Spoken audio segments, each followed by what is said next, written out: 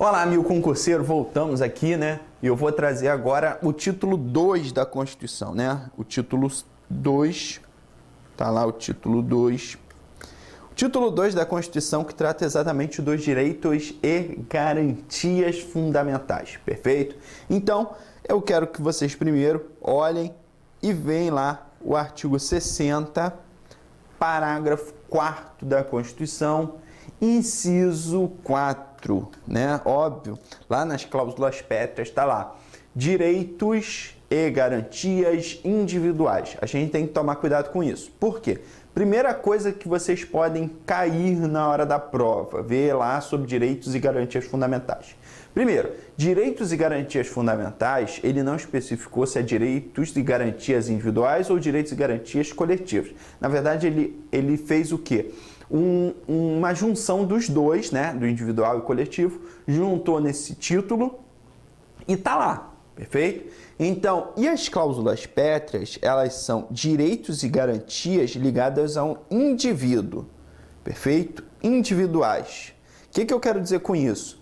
Que na hora da prova pode vir assim, poxa, todo o artigo 5º, que a gente tem aí no título 2, vários capítulos, que a gente vai falar aqui, direitos e deveres individuais e coletivos, direitos sociais, direito da nacionalidade, direitos políticos, né?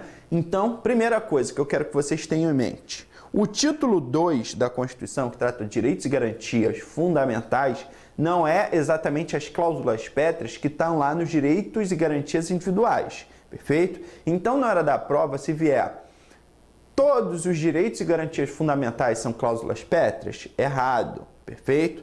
Porque a cláusula pétrea somente definiu aos direitos e garantias individuais, perfeito? Tranquilo então? Beleza. Segundo tópico que eu quero que vocês tenham em mente. Por quê? Porque as cláusulas pétreas que tratam de direitos e garantias individuais, na verdade, os direitos e garantias individuais não estão apenas no artigo 5º da Constituição. Eles estão em todo o texto constitucional, né, onde tiver lá direito ou uma garantia individual, é uma cláusula pétrea, perfeito? Não é somente no artigo 5º.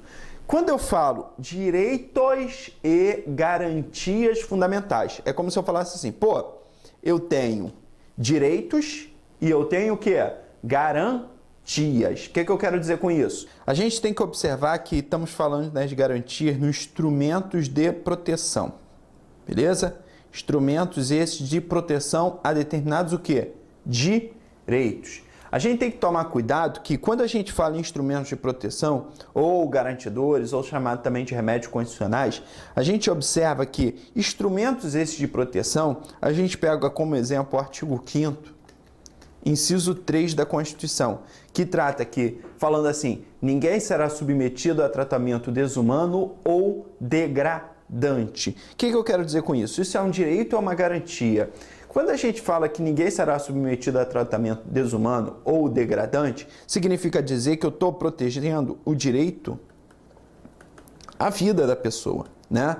Então, quando a gente fala disso, que ninguém será submetido a tratamento desumano ou degradante, eu estou protegendo o direito à vida dessa pessoa, beleza? Isso o artigo 5º, inciso 3, é uma garantia constitucional. A gente tem como instrumentos de garantia o habeas corpus, o habeas datus, remédios constitucionais, né? O mandado de segurança e o mandado de injunção, são garantias, instrumentos de proteção a determinados direitos. Por isso a gente tem uma máxima muito bonita falando assim, que os direitos eles declaram e as garantias estabelecem, perfeito? Então os direitos são bens declarados no texto constitucional, já as garantias são instrumentos de proteção a determinado direito. Maravilha?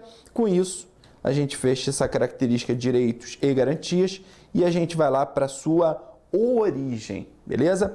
Vamos lá, primeira coisa da teoria geral dos direitos e garantias fundamentais, a gente observa a sua origem, qual a forma, como é que foi a sua criação, né?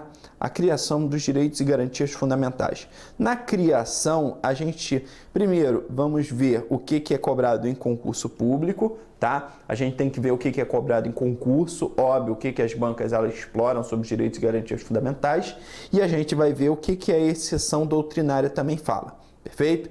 Primeiro, a positivação dos direitos fundamentais deu a partir da Revolução Francesa, beleza? Aqui temos a Revolução Francesa com a Declaração dos Direitos do Homem em 1789, onde trouxe aqui exatamente a sua liberdade, perfeito? Então a gente tem aqui a liberdade das pessoas em relação à gerência do Estado. Beleza?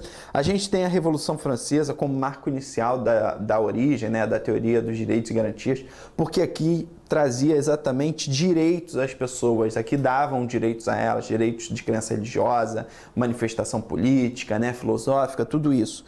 Já alguns autores apontam, né, como marco inicial dos direitos fundamentais a Magna Carta inglesa, em 1215, que só ali os direitos ali consagrados não visavam a garantia na esfera individual. Ali meramente ligava ao poder político, aos barões, mediante a limitação dos poderes do rei na época, perfeito? Então, para a prova, você tem que saber que a origem dos direitos e garantias fundamentais foi a partir da positivação dos direitos na declaração dos direitos do homem na Revolução Francesa.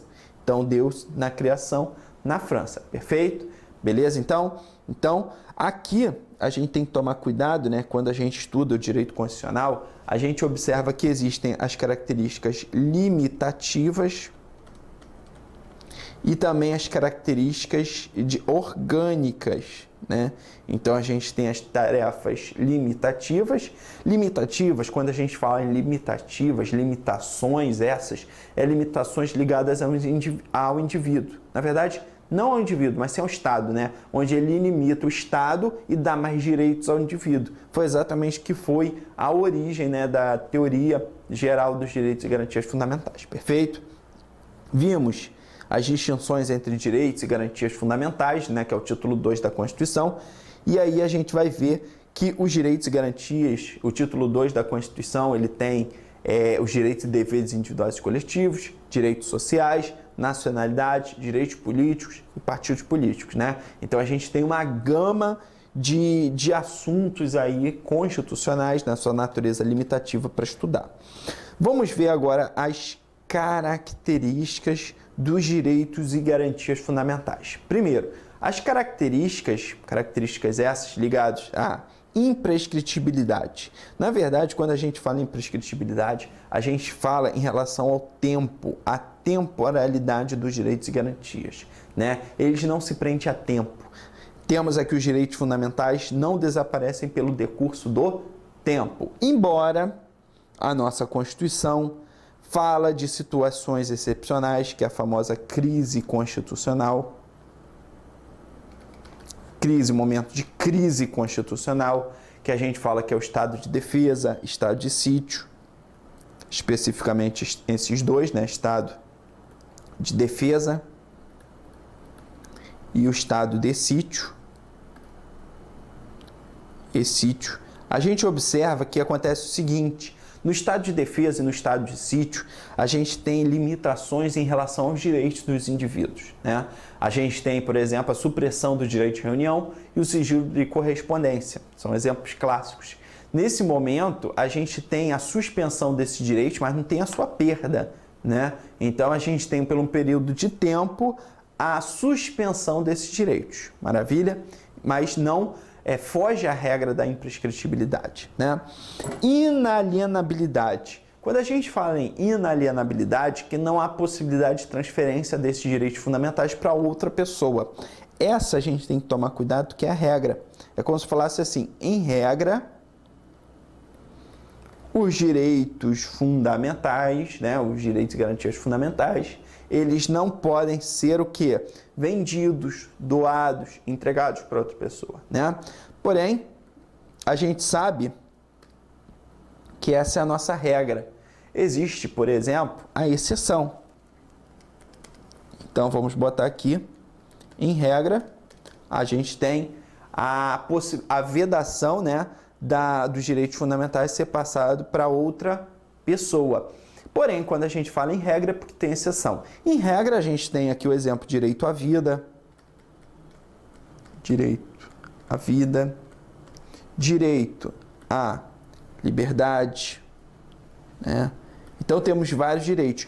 Por quê? Porque, claro, a gente, embora os direitos eles não tenham mais ou menos um nível hierárquico propriamente, no nosso ordenamento jurídico, cada direito ele tem uma valoração maior. E direito à vida, direito à liberdade, por ter um alto grau de valoração, eles não podem ser passados para outra pessoa, não podem ser transmitidos a terceiros, né? Porém, a gente fala que a exceção de passar um outro direito para outra pessoa é ligado à propriedade, na esfera civil.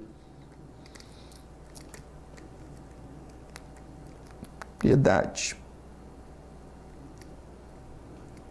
Propriedade, a gente tem em relação à herança, né, que é um exemplo clássico que vai ser transmitido a terceiro, e temos também como exceção o direito à patente, que você pode, por exemplo, transmitir para outra pessoa. Maravilha? Então a gente tem como característica a imprescritibilidade, inalienabilidade, temos também a irrenunciabilidade, que, em regra, os direitos fundamentais não podem ser objeto de renúncia. Você não pode abrir mão desse direito, né? Seu direito à liberdade, você pode abrir mão dele, chegar e falar na delegacia, delegado, me prende, que eu quero passar uma semana preso? Não pode, né? Inviolabilidade. Quando a gente fala inviolabilidade, falando que a impossibilidade de sua não observância por disposições infraconstitucionais, né? Ou por atos de autoridades públicas. A gente observa na nossa pirâmide, que está lá na nossa Constituição Federal, abaixo dela está o quê? As leis, né? E essas leis, elas têm que ter total observância com o texto constitucional. Maravilha? Quando a gente fala também de características, a gente fala da universalidade, abranger a todas as pessoas, né? Todos os indivíduos, independente de qualquer questão política, filosófica, religiosa e etc. E aí a gente entra no conceito, né, de direitos coletivos e direitos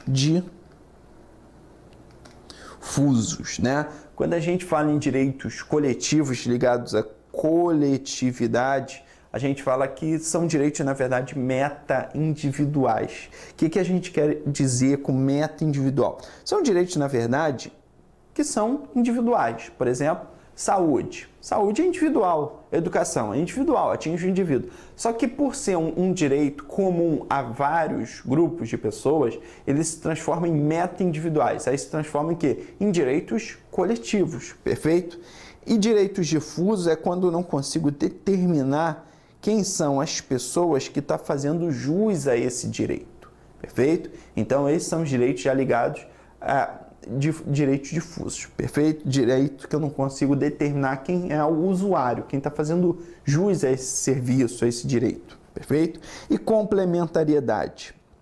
Os direitos e garantias não devem ser interpretados isoladamente. Primeira característica, a gente fala que os direitos e garantias, eles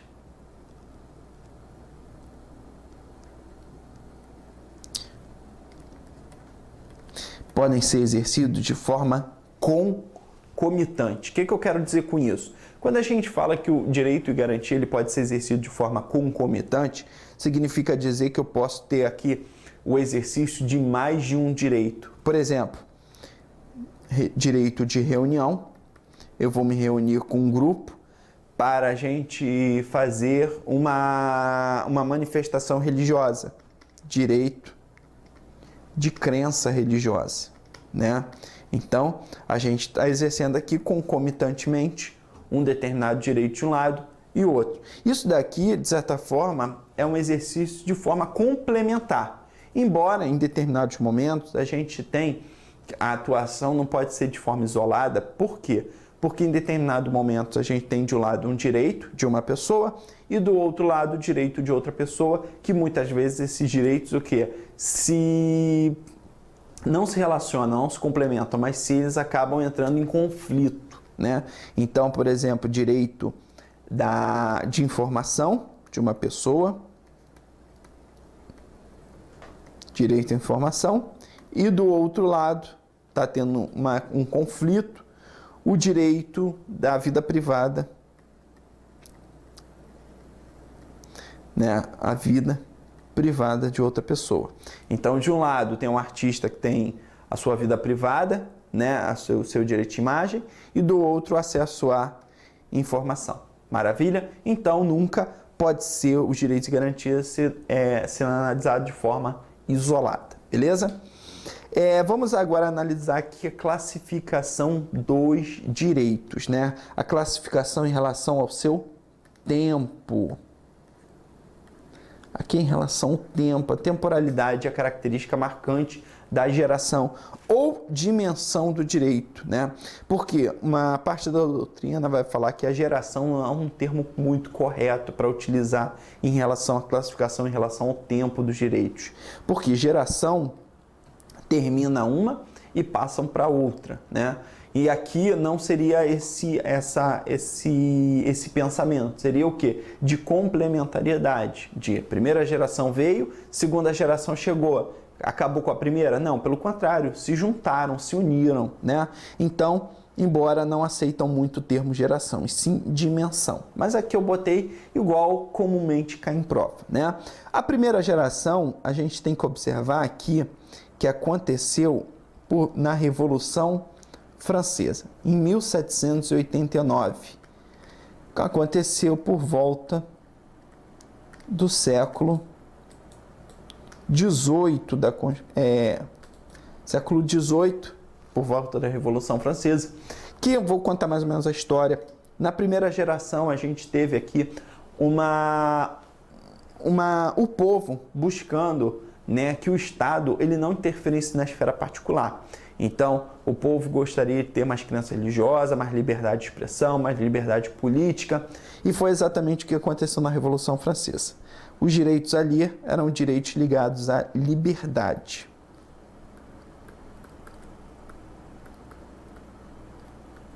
Perfeito? Então, tivemos o início dos direitos ligados à liberdade. Direitos esses ligados na esfera civil, particular, e na esfera política, crença religiosa, tudo mais, perfeito?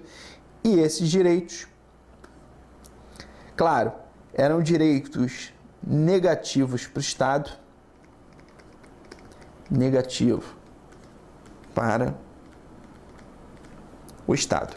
O Estado não iria o quê? Intervir nessa esfera, né? O Estado deixava de atuar, deixava de participar dessas atividades e dava mais liberdade aos particulares, perfeito? Esses direitos ligados à primeira geração. Então, temos aqui os direitos civis e políticos, perfeito? Então, são direitos esses de primeira geração. Com o passar do tempo, aqui eu fiz esse gráfico maravilhoso aqui, perfeito? Foi eu que fiz, tá? Todo crédito para mim. Que chegamos na segunda geração. Quando a gente fala em segunda geração, a gente fala que após, né, a primeira geração, a gente teve aqui na segunda geração, na Revolução, já chegando mais na Revolução Industrial, que aconteceu na Inglaterra, né? Faltou essa aula de história, e aí não sabe da Revolução Industrial, não sabe nem que existiu, né? Século XIX para o século XX, produção em série, utilização do vapor, né? Essas coisas todas aí, que todo mundo estuda na aula de história, na 8ª série. E aí você observa assim, poxa, na Revolução Industrial o que aconteceu? Precisava muito do material humano ainda, né? Bem que o homem já estava sendo substituído pela máquina, mas ainda precisava muito do trabalho humano. E aí, na segunda geração, a gente teve aqui, já que o Estado tem esse momento negativo, né, ele não interfere nas relações entre particulares, a gente deixa de lado o particular resolver o seu problema, a gente tem aqui na segunda geração um comportamento um pouco diferente do Estado. Por quê? Ele vê uma normalidade nessa situação. Quando a gente deixa os particulares se relacionando sozinho, deixa de lado os particulares, o que acontece? Acontece um problema, né? A gente vê aqui que os particulares, o patrão, né, na época, o que tinha a indústria, tudo aquilo, ele começa a fazer o quê? Criar situações desproporcionais. Por exemplo, ele chega e fala assim pro empregado, você quer trabalhar na minha empresa? Tá bom, eu vou te pagar aí R$500 por mês. Aí o cara, pô, Caramba, tão pouco, né? Mas mesmo assim, ele está desempregado, ele vai aceitar o serviço. Aí pega R$500. A mulher dele também quer trabalhar, mas mulher vai receber só R$250, a metade do homem. Já se tiver uma criança lá, pode trabalhar e ganhar 50. Olha que maravilha. E aí a gente começa a observar o quê? Que há uma desproporcionalidade na situação, né? Então, e aí esse homem acaba trabalhando sem equipamento de proteção, sem uma saúde, né? Sem uma segurança do trabalho, tudo aquilo, e acaba ficando doente, tendo problemas de saúde, tudo mais. E após isso ele é demitido livremente. Demitido, pronto, acabou. Já que não pode mais trabalhar, vai ser demitido. E aí o Estado começou a observar isso e viu essa desproporcionalidade nessa atuação. E o Estado falou, não, eu não posso ficar quieto. Eu tenho que o quê? Intervir nessa relação, né? E aí o Estado trouxe direitos ligados à igualdade. Perfeito? Esses direitos, na verdade, no campo social, direitos de proteção do trabalho, sindicatos, fundos garantidores para o trabalho, né? Igualdade na relação trabalhista, esses direitos vieram logo na segunda geração, perfeito? Então, na Revolução Industrial, no século XIX para o século XX, direitos ligados à igualdade, beleza? Então, temos aqui segunda geração.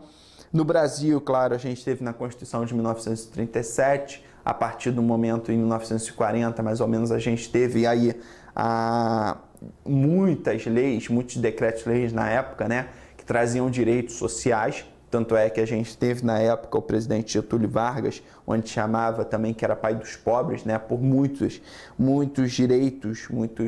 direitos ligados ao campo trabalhista, perfeito? Então, direitos de segunda geração. Os direitos de terceira geração, eles não têm muita coisa a ver com primeiro e segunda geração. Direito de terceira geração, a gente fala que são direitos ligados à fraternidade, perfeito? Então, são direitos ligados à fraternidade, beleza? Esses direitos ligados à fraternidade, né, ou à coletividade, também pode ser falado como coletividade, também coletivos ou difusos, que a humanidade, na verdade, ela começou não apenas a olhar para o seu próprio umbigo, né? Não no campo de liberdade, igualdade, mas sim ela começou a analisar toda uma sociedade de uma forma mais ampliativa. E aí, com isso, ela observou que o Estado e ela própria tinham que participar nessas relações desses direitos ligados à coletividade ou direitos difusos, né, que atingem um grupo de pessoas. Então, quando atingiu todo o planeta, quando atinge um grupo, então a gente começa a falar de direitos de terceira geração, perfeito? Direitos esses ligados à fraternidade. São exemplos clássicos: direitos ao meio ambiente, perfeito? Direitos ao meio ambiente e também direitos ligados ao consumidor, beleza? Uma parte da doutrina também coloca a paz mundial também aqui, né? A paz mundial como um direito de terceira geração, perfeito? Então, temos aqui direito de primeira, segunda, terceira geração ou dimensão também pode ser cobrado em prova.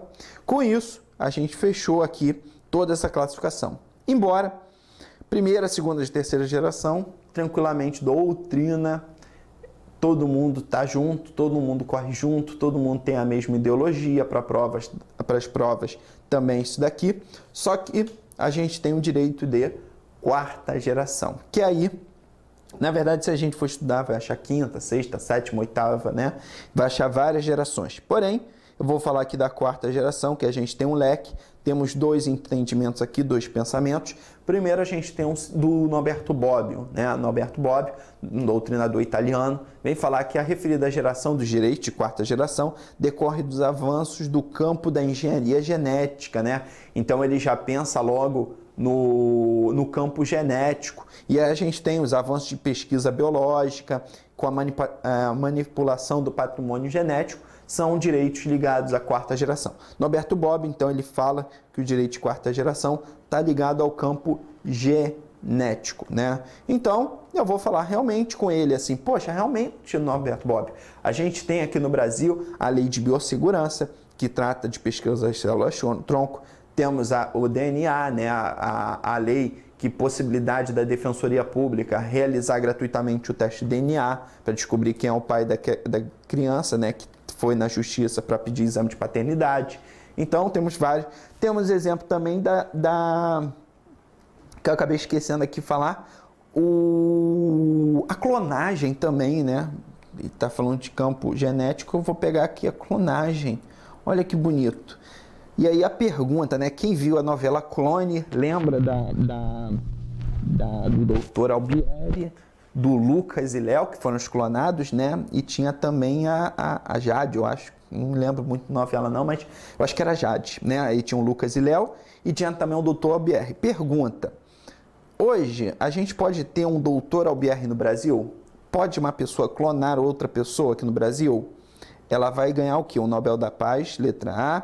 Letra B, ela vai sofrer uma pena, está previsto na Lei de Biossegurança, que clonar pessoa humana é crime, perfeito? Então já temos hoje no Brasil uma lei que trata sobre clonagem de pessoas humanas, é proibido, é crime, tá? Quem é criminoso é quem clona, tá? Não é o clone não, beleza? Então, é crime no Brasil a clonagem. E temos também a pesquisas com células-tronco, né? Células-tronco também trata na Lei de Biossegurança. E aí até sofreu uma ação direta de inconstitucionalidade. Células-tronco. Troncos não. Tronco.